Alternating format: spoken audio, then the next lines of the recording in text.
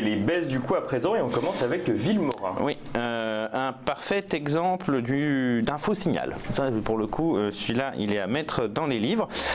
On a une dynamique baissière installée sur Vilmorin avec ces gros gaps baissiers ouverts et c'est très fort. Vous voyez, quand je dis qu'un gap et puis derrière, c'est une grande bougie noire. Là, effectivement, on valide, on casse des creux et on valide des choses.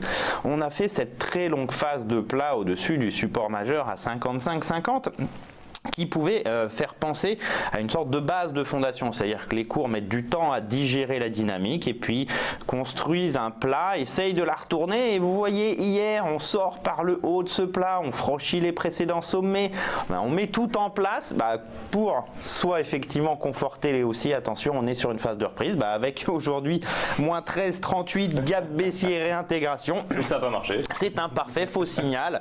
Vous avez des investisseurs qui sont rentrés pensant effectivement que la configuration se retournait, et puis au final c'est quoi? C'est la dynamique baissière qui a repris ses droits. Prochain support sous 55,50 sous le niveau majeur, c'est 50,50 et puis après vous le voyez, il faut retourner ici sur ces creux de novembre à donc 50,50 puis après ça sera des niveaux de 2010 44,80. donc attention, ça fait un gap, deux gaps, trois gaps, à chaque fois on avait fait deux séances de très forte baisse.